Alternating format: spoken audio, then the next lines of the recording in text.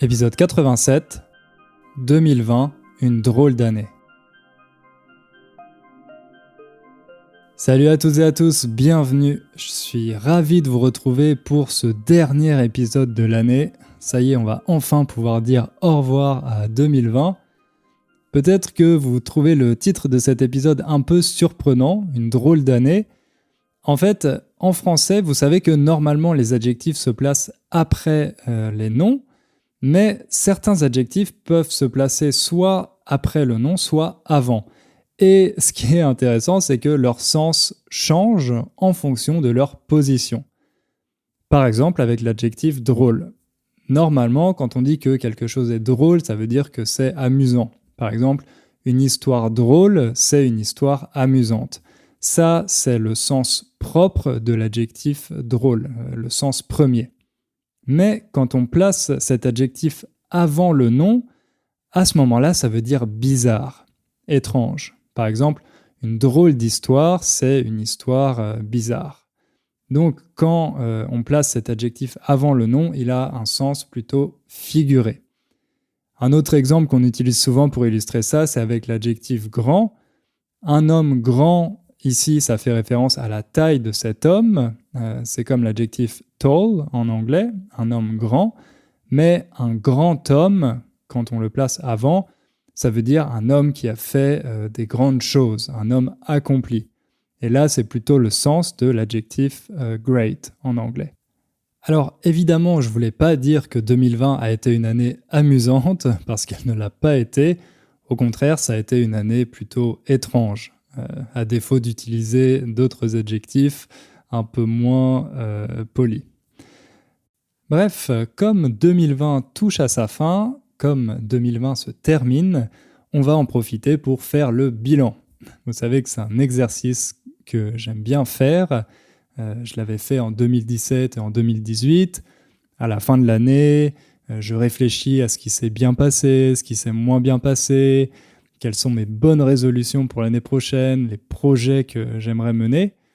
Je ne l'avais pas fait l'année dernière, en 2019, parce que j'étais en plein lancement de mon deuxième cours.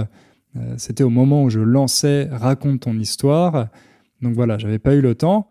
Mais cette année, on va essayer de reprendre nos bonnes habitudes, justement parce que pour moi, en 2020, il y a plein de choses qui ne se sont pas passées comme je l'aurais aimé, ou en tout cas comme je l'avais prévu. Alors je pense que c'est une bonne occasion de réfléchir à tout ça et de partager avec vous quels sont mes projets pour l'année prochaine, pour 2021. Pour préparer cet épisode, j'ai jeté un œil aux transcriptions de mes bilans de 2017 et 2018 et c'est drôle parce que je ne me suis pas reconnu. C'est comme quand vous voyez une vieille photo de vous, parfois vous avez du mal à vous reconnaître. Vous avez tellement changé physiquement que vous avez l'impression que sur cette photo, c'est une autre personne, ça n'est pas vous. Et ben moi, en écoutant ces anciens épisodes de 2017 et 2018, j'ai eu un peu la même impression. À l'époque, je vous parlais beaucoup de productivité, de sortir de sa zone de confort, de comment mener vos projets à bien. Et moi, cette année, j'ai eu beaucoup de mal à suivre tous ces conseils. En fait, j'étais à l'opposé total de ce genre de conseils. Cette année, j'ai pas été productif du tout. Alors, je ne sais pas si 2020, c'est l'année de la maturité pour moi, mais en tout cas, c'est l'année de l'humilité.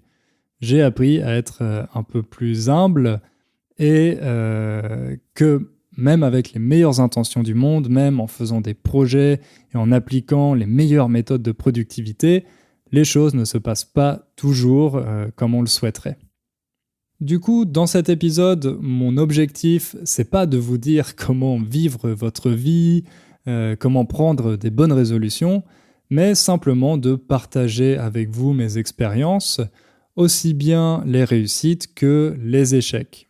Et j'espère que ça va vous permettre d'éviter peut-être certaines erreurs, ou en tout cas vous divertir pendant une trentaine de minutes.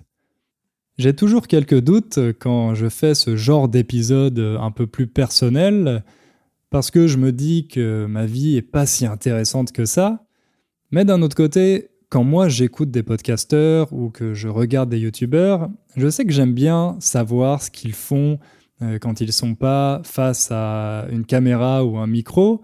Je suis un peu curieux et c'est bien normal d'avoir cette curiosité. Donc je me dis que c'est peut-être la même chose pour vous. D'ailleurs, vous m'envoyez souvent des questions par email. Donc voilà, je ne sais pas si ça va intéresser tout le monde, mais j'espère que ça va intéresser certains d'entre vous. Pour moi, c'est un peu particulier parce que j'ai un public assez large dans le sens où il y a des personnes de tous les pays du monde qui écoutent ce podcast et vous n'avez pas le même âge. Donc quand je donne des conseils, ça peut sembler utile pour les plus jeunes, les étudiants ou même ceux qui sont encore au lycée, à l'école.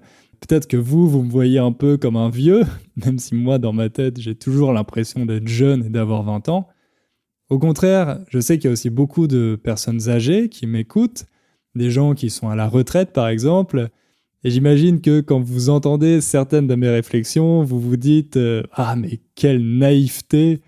Il a vraiment besoin de vivre encore un peu pour apprendre plus de choses et ne plus faire de déclarations aussi naïves. D'ailleurs, moi-même, je pense ça quand je lis ou que j'entends des choses que je disais il y a quelques années, comme avec cette histoire de développement personnel. Bref, j'essaye toujours de trouver le juste milieu pour vous raconter des choses qui puissent être utiles au plus grand nombre. En tout cas, ces épisodes, je sais qu'ils me sont utiles parce que ça me permet de faire un peu mon autothérapie, de raconter ce que j'ai dans la tête et parfois ça me permet de prendre du recul, de relativiser. Il y a une podcasteuse polonaise dont le podcast s'appelle Tu Okuniewska qui fait ça depuis quelques années. Elle a un podcast dans lequel elle raconte chaque semaine ce qui lui est arrivé, elle partage ses réflexions et moi je trouve ça vraiment intéressant. D'ailleurs, c'est son thérapeute qui lui a conseillé de commencer un podcast pour le faire.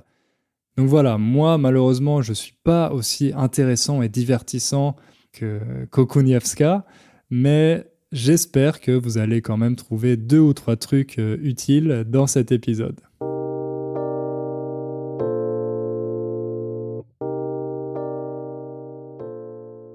Pour commencer, je vais faire mon bilan personnel.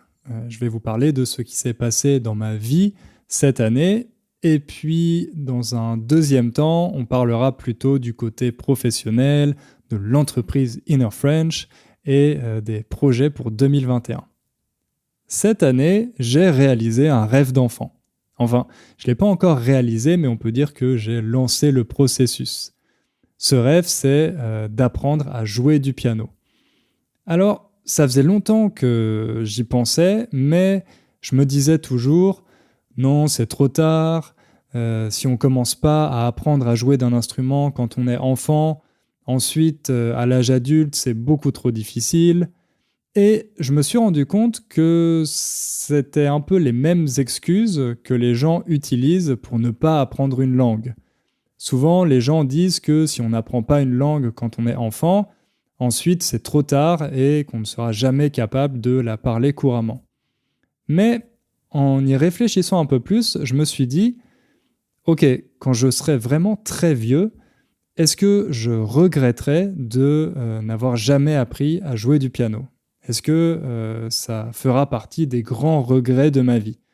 Et la réponse était évidente pour moi, c'était oui. Donc je me suis dit, il faut que j'essaye. Même si je ne serai jamais un Frédéric Chopin, je pense qu'en m'y mettant sérieusement, en ayant une bonne méthode et en étant régulier, à un moment, je serai capable de jouer quelques morceaux. Bref, en février, j'ai sauté le pas et j'ai acheté un piano. Sauter le pas, c'est une expression pour dire se lancer dans un projet qui nous fait peur, quelque chose qui nous semble difficile. Voilà, sauter le pas.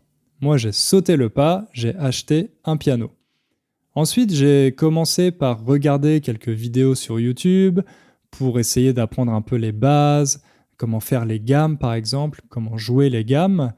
Mais rapidement, c'est devenu un peu limité parce que je passais plus de temps à chercher des vidéos qu'à jouer. Alors, pour être plus structuré, j'ai téléchargé une application qui s'appelle Flowkey.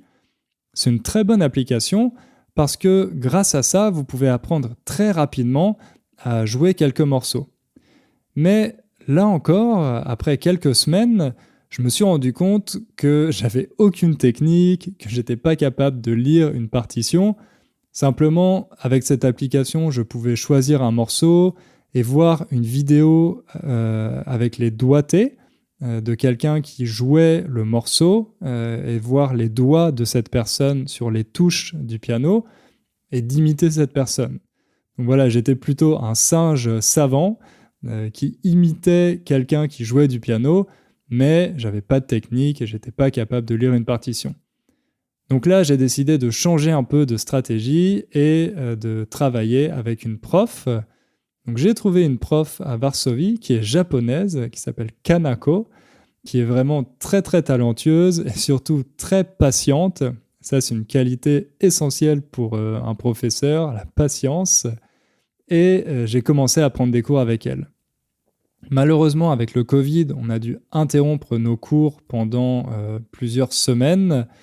Donc voilà, j'ai pas eu des progrès très réguliers, mais quand même, là, l'année se termine et aujourd'hui, je suis capable de lire une partition assez simple. Ah oui, j'ai pas expliqué, mais une partition en musique, c'est un document avec les notes que vous devez jouer pour jouer une chanson, une partition. Aujourd'hui, après seulement une dizaine de mois, je suis déjà capable de lire une partition basique et de jouer quelques morceaux très simples. Bon, bien sûr, je ne vais pas faire de concerto, mais c'est quelque chose qui me donne énormément de plaisir. Alors, le conseil, c'est allez-y, réalisez vos rêves. Non, je plaisante, ça aussi, c'est un conseil un peu bateau. Mais simplement, de temps en temps, je pense que ça vaut la peine de se demander si on va regretter de ne pas avoir fait quelque chose. Ça peut être une bonne source de motivation, essayer de se projeter dans le futur et se dire est-ce que dans 10, 20 ou 30 ans, je vais regretter de ne pas avoir commencé ce projet. Alors, malgré le Covid, le piano, ça a été plutôt une réussite, je dirais, cette année. Par contre, le polonais, ça a été mon gros échec. Vous savez que j'apprends le polonais, comme j'habite en Pologne, et cette année, j'ai été vraiment très irrégulier. Je pense que c'est lié au fait que j'ai atteint un plateau. Je vous parle souvent du plateau intermédiaire, mais moi aussi, j'en suis parfois victime et je suis un peu coincé à ce niveau, intermédiaire avancé, je dirais. Je suis capable de comprendre ce qu'on me dit, d'écouter des podcasts en polonais, de communiquer, mais c'est loin d'être parfait et j'aimerais bien pouvoir parler avec un vocabulaire un peu plus riche, être encore plus à l'aise quand je discute. Malheureusement, cette année, voilà, la régularité n'était pas au rendez-vous. Le polonais, c'était pas vraiment ma priorité. Donc j'ai seulement écouté des podcasts de temps en temps, j'ai pris quelques cours de conversation sur italki, mais j'ai pas vraiment fait de progrès. Je dirais plutôt que mon objectif, c'était un peu de maintenir mon niveau. Je sais que vous me posez souvent des questions, d'ailleurs, sur mon apprentissage du polonais, et je pense y consacrer un épisode l'année prochaine. Donc voilà, je vous ferai un épisode pour vous dire un peu comment j'apprends le polonais, quelles sont mes difficultés, quelle a été mon évolution, combien de temps ça m'a pris, etc., etc. Cette année, pour me changer les idées, j'ai aussi décidé de lire un peu moins d'essais et plus de littérature. Autrement dit, de la fiction. En français, on n'utilise pas trop cette distinction, fiction et non-fiction. D'ailleurs, on ne dit pas ça, non-fiction. On parle plutôt de littérature et d'essais. Des essais de philosophie, d'économie, etc. Ces dernières années, j'avais tendance à plutôt lire des essais parce que je me disais qu'il fallait que j'utilise ce temps de lecture pour me développer, pour apprendre de nouvelles choses. Mais là, en 2020, avec le Covid, j'avais plutôt besoin de me changer les idées, de m'évader. Donc, j'ai recommencé à lire plutôt de la littérature.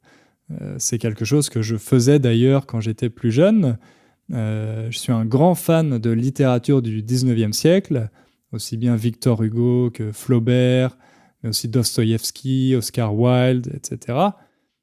Et cette année, l'auteur qui m'a vraiment aidé à me changer les idées, c'est Émile Zola.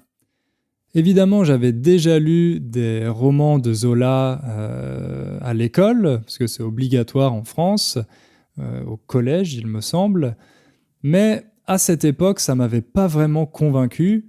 Je me souvenais surtout des longues descriptions, je trouvais que les sujets n'étaient pas super intéressants. Et maintenant, en relisant Zola à l'âge adulte, j'ai découvert des choses complètement différentes. Et vraiment, cette année, j'ai adoré lire les livres d'Émile Zola. En particulier Nana, par exemple, qui est génial, mais aussi L'Assommoir, Au bonheur des dames. Ce qui est génial dans les romans de Zola, c'est qu'il décrit vraiment la France du 19e siècle, de la seconde moitié du 19e siècle, avec une analyse sociologique, mais aussi avec le contexte politique. Et les personnages qu'il invente sont très réalistes, mais en même temps, il y a toujours une touche d'humour. Donc c'est vraiment un auteur que j'adore aujourd'hui. Et comme il était très prolifique, j'ai pas encore lu tous ses romans. Il m'en reste pour l'année prochaine. Je vais continuer de les dévorer avec grand plaisir.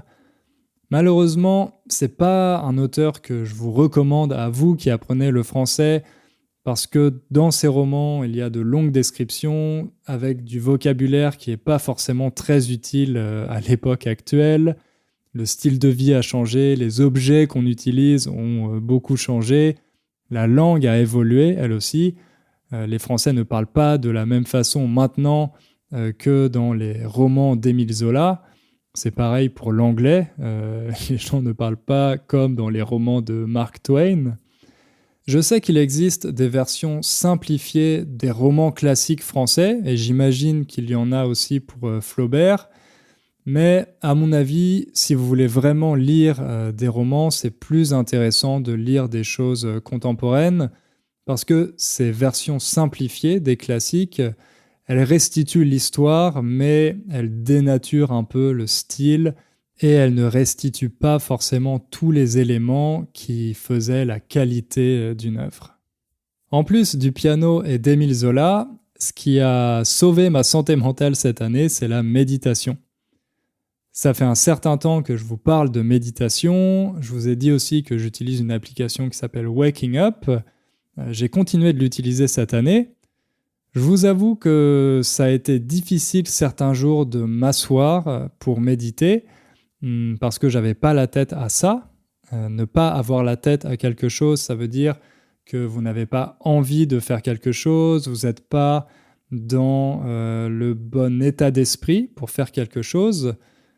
Cette année, avec tout ce qui se passait autour de nous, ça pouvait sembler difficile et un peu absurde de simplement s'asseoir pour méditer. Au contraire, on avait envie d'agir, de faire quelque chose. Mais la méditation, ça m'a vraiment permis de prendre du recul, de ne pas trop m'engager dans des émotions négatives, par exemple, et d'avoir un peu de distance par rapport aux histoires que mon cerveau produisait. Ça fait environ 2 ans, il me semble, que j'ai commencé la méditation et j'ai encore l'impression d'être au tout début du chemin. J'ai encore beaucoup de chemin à parcourir, mais comme pour le piano, j'apprécie le processus, la pratique, donc c'est quelque chose que je fais avec plaisir et j'espère continuer à le faire jusqu'à la fin de mes jours. Cette année, j'ai aussi pris une décision qui peut sembler assez étrange compte tenu du contexte actuel. J'ai décidé d'acheter un appartement avec ma copine à Varsovie. Alors ça peut sembler étrange parce qu'une pandémie mondiale, c'est peut-être pas le meilleur moment pour acheter un appartement, mais on a ressenti ce besoin d'avoir notre chez nous, comme on dit, d'avoir notre propre logement qui nous appartient. On avait envie de se sentir chez nous. Et comme on sait qu'on va rester encore quelques années en Pologne, malgré le climat politique actuel qui est plutôt décourageant, on s'est dit que ça serait une bonne idée d'acheter un appartement. En plus, Varsovie, c'est une ville qui est très dynamique, qui se développe rapidement, donc je pense que c'est un bon investissement et que si on veut vendre cet appartement d'ici quelques années, par exemple pour rentrer en France, ça ne sera pas trop difficile. Donc on a acheté cet appartement fin octobre et un mois plus tard, on a déménagé à Cracovie. Donc oui, ça peut sembler encore plus bizarre. Je vous ai dit qu'on a acheté un appartement à Varsovie et que là, on vient de déménager à Cracovie. Donc vous pensez peut-être que je perds la tête, mais non. En fait, l'histoire, c'est que ma copine a trouvé un nouveau travail qu'elle doit commencer à Cracovie et l'appartement qu'on a acheté a besoin d'être rénové. Donc on va vivre à Cracovie quelques mois, le temps que l'appartement soit rénové, et ensuite on va rentrer à Varsovie. D'ailleurs, si vous avez regardé la dernière vidéo sur la chaîne YouTube, vous avez déjà vu à quoi ressemble un peu l'appartement qu'on loue à Cracovie. Vous avez vu mon nouveau décor pour les vidéos, et maintenant vous savez pourquoi. C'est cool parce que Cracovie, c'est une très belle ville. Contrairement à Varsovie, elle n'a pas été complètement détruite pendant la Seconde Guerre mondiale. Il y a beaucoup de bâtiments magnifiques. Là, avec le Covid, c'est un peu compliqué de faire des vlogs, mais j'espère que quand les mesures de confinement seront levées, j'aurai l'occasion de sortir pour vous faire visiter un peu la ville, faire quelques vidéos à Cracovie. Et voilà, partager toutes ces images avec vous.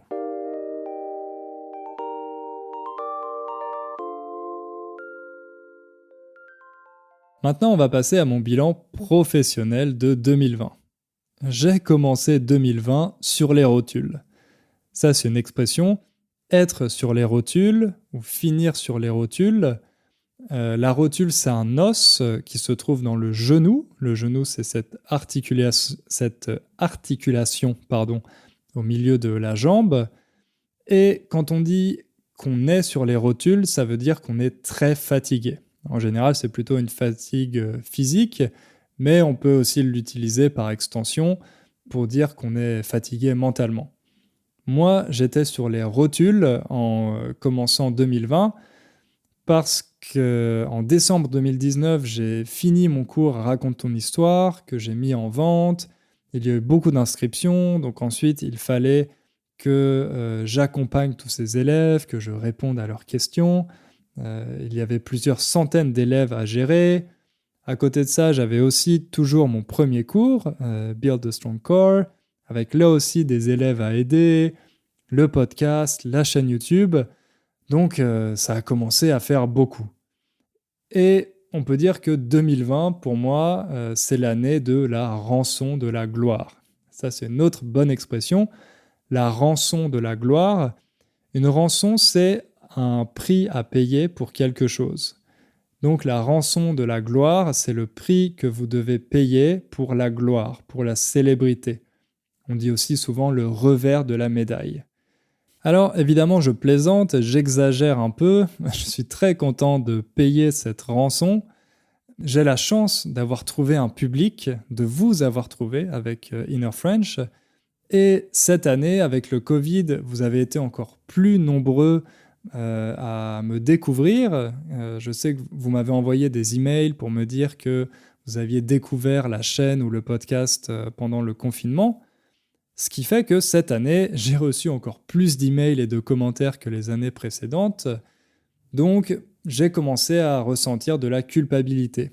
Bon, c'est pas quelque chose de nouveau, ce sentiment de culpabilité, mais je me sens coupable parce que je trouve ça mal poli de ne pas pouvoir répondre à tous vos emails et tous vos commentaires. J'ai un peu l'impression de vous laisser tomber. J'ai l'impression de ne pas pouvoir vous aider. De temps en temps, quand cette culpabilité est trop forte, je commence à essayer de répondre à tous les emails que j'ai reçus dans les dernières semaines.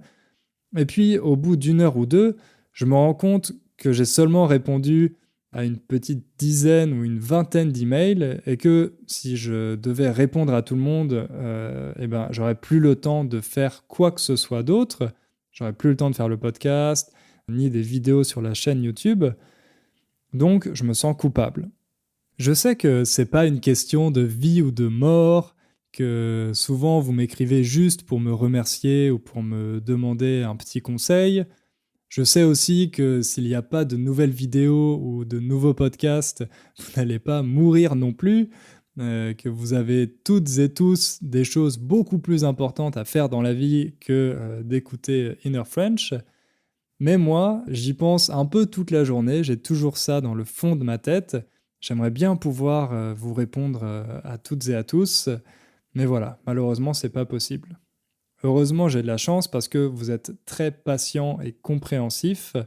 Parfois, vous m'écrivez même en me disant que je ne suis pas obligé de répondre à votre email, donc c'est très gentil. Et si je ne vous ai pas répondu, si j'ai pas répondu à votre email et que vous écoutez ce podcast, eh bien, sachez que je suis désolé, mais voilà, c'est devenu physiquement impossible de répondre à tout le monde. À côté de ça, il y a aussi les élèves qui ont acheté mes cours, donc des personnes qui ont vraiment payé pour recevoir mon aide. Là aussi, je vous ai dit qu'il y a de plus en plus d'étudiants dans mes cours, donc ça représente une charge de travail de plus en plus importante pour les aider dans les exercices, répondre à leurs questions, à leurs doutes, les encourager, etc. Bref, cette année, j'ai vraiment eu ce dilemme entre aider les personnes qui me contactent directement et qui ont besoin de moi, ou alors continuer à créer du contenu qui peut bénéficier au plus grand nombre. Et ça peut vous sembler un peu étrange parce que je vous dis que j'ai décidé de ne plus répondre à tous les emails, mais d'un autre côté, il n'y a pas eu beaucoup de nouveaux contenus sur Inner French cette année. En fait, ça, c'est la deuxième rançon de la gloire, on pourrait dire, parce que comme je sais que vous êtes de plus en plus nombreux à écouter le podcast ou à regarder les vidéos, eh ben, j'ai une sorte de pression. La pression augmente parce que j'ai envie de vous proposer les meilleurs contenus possibles. Donc quand je prépare une vidéo ou un épisode du podcast, je fais beaucoup de recherches. J'essaye vraiment de me préparer au maximum. Et ça, c'est aussi parce que j'ai un côté un peu perfectionniste. Mais en fait, ce désir de perfection est devenu une excuse pour procrastiner.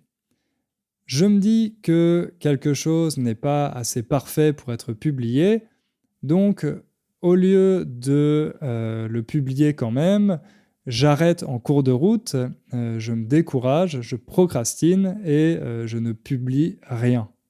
Vous ne pouvez pas savoir le nombre d'épisodes à moitié préparés ou à moitié écrits que j'ai sur mon ordinateur. Il y en a vraiment pas mal. Et ça, c'est vraiment un problème qui est apparu cette année. La pression, ce désir de perfection qui me conduisent à procrastiner. Et puis, je pense que le Covid a aussi eu quelques effets à ce niveau-là. Par exemple, avec le Covid, j'ai vraiment développé ma capacité de déconcentration. Pas ma capacité de concentration, mais de déconcentration. J'avais vraiment du mal cette année à me concentrer sur quelque chose pendant plus d'une heure. Très souvent, j'arrêtais pour aller lire un article, pour regarder un peu l'évolution du nombre de cas, etc. Lire comment les recherches avançaient concernant le vaccin. Bref, j'avais du mal à me concentrer pour préparer une vidéo ou un épisode du podcast. Là encore, j'avais pas vraiment la tête à ça. Et tout ça, c'est devenu évidemment un cercle vicieux.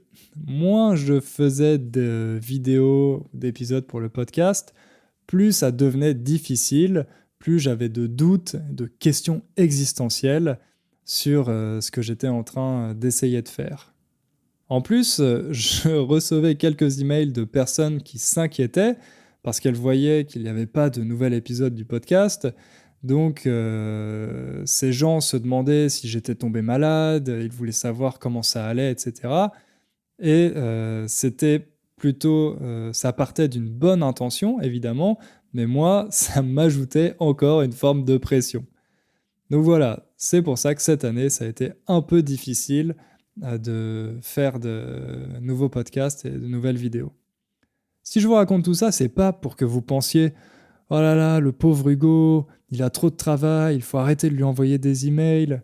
C'est vrai que je dois beaucoup me plaindre dans les podcasts sans m'en rendre compte, parce que souvent quand vous m'écrivez, vous me dites que vous savez que j'ai beaucoup de travail, etc. Alors que moi, j'ai l'impression d'essayer de vous cacher ces choses-là pour ne pas que vous vous inquiétez, mais a priori, vous le savez quand même. Donc je pense qu'inconsciemment, j'ai tendance à beaucoup vous parler de mes problèmes, de mes questions existentielles et à me plaindre. Bon, ça, c'est aussi mon côté français, parce que se plaindre, c'est un peu le sport national en France. Les Polonais aussi aiment beaucoup se plaindre, donc voilà, c'est un peu la double dose. Et dans cet épisode, je suis encore en train de le faire, mais de manière un peu plus consciente. Je sais que parmi vous, il y en a qui travaillent sûrement 10 fois ou 100 fois plus que moi et qui ont des professions beaucoup plus difficiles, beaucoup plus exigeantes que la mienne. Je pense que si je me plains beaucoup, c'est parce que j'étais pas vraiment préparé à avoir une entreprise. C'est un peu paradoxal parce que, comme vous le savez, j'ai fait des études dans une école de commerce. À la base, je ne suis pas prof de français. J'ai été plutôt formé pour devenir manager dans une entreprise. Mais au fur et à mesure qu'Inner French s'est développé, je me suis retrouvé à jouer de moins en moins le rôle de professeur et de plus en plus celui de chef d'entreprise. J'ai eu de plus en plus de formalités à régler, des choses administratives, pour la comptabilité, pour le marketing, le côté technique aussi, avec la gestion du site internet, du podcast, etc. Et toutes ces formalités ont commencé à prendre de plus en plus de temps au détriment du temps que je pouvais passer sur les choses que j'aime vraiment faire, à savoir la création de podcasts, de vidéos, et vraiment l'enseignement pur. Au bout d'un moment, la liste de choses à faire, la liste de formalités est devenue tellement longue que j'étais un peu découragé. Et ça aussi, évidemment, ça a favorisé la procrastination. Maintenant que je vous raconte tout ça à voix haute, je me rends compte que la solution était évidente depuis le début. La solution, c'était de recruter quelqu'un. Évidemment, j'y avais pensé, mais j'avais pas mal de réticences. Inner French, c'est mon bébé, je l'ai créé tout seul et j'étais fier justement de gérer toutes ces choses moi-même, de gérer le podcast, la chaîne YouTube, le site internet, les cours, etc. Et je me considérais un peu comme un homme orchestre, j'avais pas envie de partager ces responsabilités avec quelqu'un. L'été dernier, je me suis rendu compte que la charge de travail était vraiment trop importante et qu'il fallait absolument que je recrute quelqu'un. Je m'en suis rendu compte parce que j'ai vu que je ne pouvais pas partir en vacances sans mon ordinateur. J'avais tellement d'obligations, de choses à faire pour que l'entreprise continue de fonctionner que c'était devenu impossible pour moi de partir en vacances sans pouvoir répondre aux emails, etc. Le problème, c'est que j'avais déjà tellement de travail que j'avais pas le temps, justement, de recruter quelqu'un. Ça, c'est le scénario typique du serpent qui se mord la queue. Le serpent, vous savez, c'est ce reptile. Un serpent qui se mord la queue, c'est une expression pour décrire un cercle vicieux. Donc moi, c'était le serpent qui se mord la queue, parce que j'avais besoin de recruter quelqu'un pour me libérer du temps, mais j'avais pas le temps de recruter cette personne. À côté de ça, j'avais aussi beaucoup de doutes concernant le recrutement, comment trouver la bonne personne, comment former la bonne personne, la responsabilité que ça représentait. Si l'entreprise n'a pas assez d'activités, comment je serais capable de continuer de payer cette personne? Bref, j'avais beaucoup de doutes et de blocages et j'ai attendu d'être dos au mur pour prendre la décision de recruter quelqu'un. Donc c'est vraiment l'été dernier que je me suis rendu à l'évidence et j'ai accepté que j'avais besoin d'aide, qu'il fallait que je recrute du renfort. Ce recrutement, il m'a occupé pendant une bonne partie de l'été. J'ai lancé tout un processus avec plusieurs étapes et j'ai reçu plus de 250 candidatures, des candidatures qu'il a fallu que j'étudie attentivement.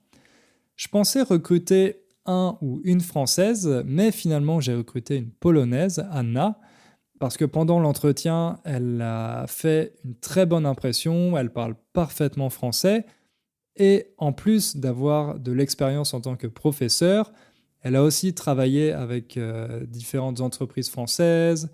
Elle a travaillé pendant quelques mois au service client d'une autre entreprise, une entreprise américaine, Airbnb.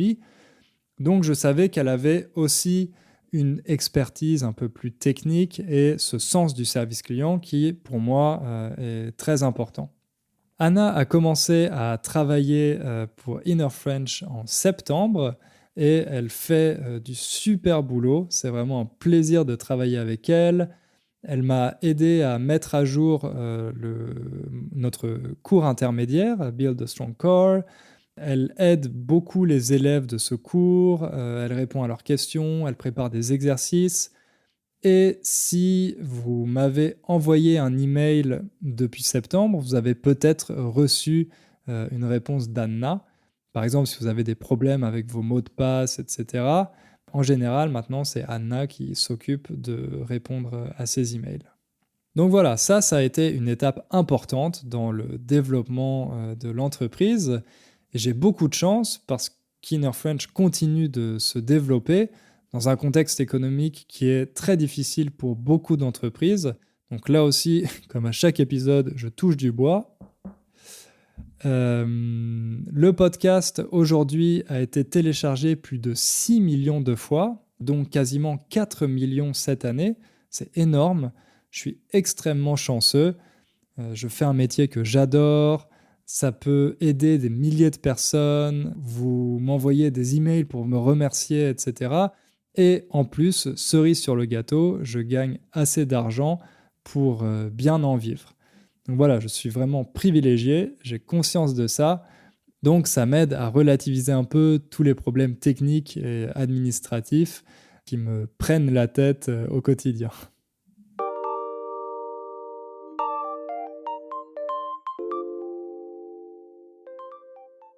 Pour finir cet épisode, je vais vous parler un peu des projets pour 2021. L'objectif numéro 1, c'est la régularité. La régularité, ça va être mon maître mot pour l'année prochaine.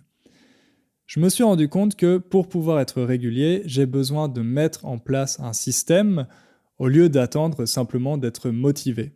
Et ça, c'est quelque chose qui vaut pour les langues aussi.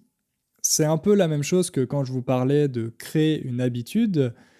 Vous ne pouvez pas être seulement dépendant de votre motivation parce qu'il y a toujours des bons et des mauvais jours. Et malheureusement, s'il y a trop de mauvais jours, ça devient un cercle vicieux. Donc moi, mon objectif, c'est de mettre en place un système pour être plus régulier dans la publication de vidéos, de podcasts. Et ça va impliquer de continuer d'agrandir l'équipe. Donc je pense recruter encore 1 ou 2 personnes l'année prochaine pour m'aider dans la préparation de contenu, par exemple pour monter les vidéos, pour préparer certains sujets, faire les recherches, etc. Ça va être un peu la priorité l'année prochaine. Il y a quelques mois, je vous avais envoyé un sondage pour vous demander ce que vous attendiez du podcast, quelles améliorations vous aimeriez voir, etc. Et une des conclusions de ce sondage, c'était que vous voudriez plus de diversité. Et ça tombe bien parce que je suis d'accord avec vous. Je pense qu'il faut plus de diversité dans ce podcast. Donc, normalement, l'année prochaine, il va y avoir plus d'interviews. Ce ne sera pas seulement moi qui traiterai des sujets, mais je vais essayer de faire davantage d'interviews pour que vous entendiez d'autres personnes parler avec un autre style, un autre vocabulaire, etc. Le grand problème avec les interviews, c'est la qualité du son. Comme vous l'avez vu par exemple dans les interviews que j'avais faites avec mon amie Laure ou avec mon amie Fanny, comme j'habite pas en France et comme en ce moment il y a toutes les mesures liées au Covid, on est obligé de faire ces interviews par Internet. Donc voilà, la qualité n'est pas toujours géniale et ça, quand c'est pour un podcast dans une langue étrangère, je sais que ça peut être assez problématique. Donc je vais essayer de réfléchir à ça pour trouver une solution convenable. J'ai aussi pour projet de faire un nouveau cours, un cours qui s'adressera plutôt aux débutants, parce que je reçois beaucoup d'emails de personnes qui comprennent un petit peu le podcast, mais qui auraient besoin d'un cours un peu moins avancé pour couvrir les bases. On va essayer de travailler sur ça avec Anna l'année prochaine. Et si tout se passe bien, bon, c'est peut-être un peu trop ambitieux, mais j'aimerais bien aussi faire un autre cours plus avancé cette fois, un cours qui sera la suite de Raconte ton histoire. Voilà, maintenant vous savez quels sont les projets pour 2021. Si vous avez envie de continuer d'apprendre le français avec moi, normalement vous pourrez me voir et m'entendre un peu plus souvent que cette année. On va pouvoir enfin tourner la page de 2020 et passer à autre chose. Pour conclure cet épisode, je vous souhaite à toutes et à tous d'excellentes fêtes de fin d'année, en espérant que vous puissiez les passer en famille, et je vous donne rendez-vous en 2021 pour continuer ensemble notre aventure avec le français.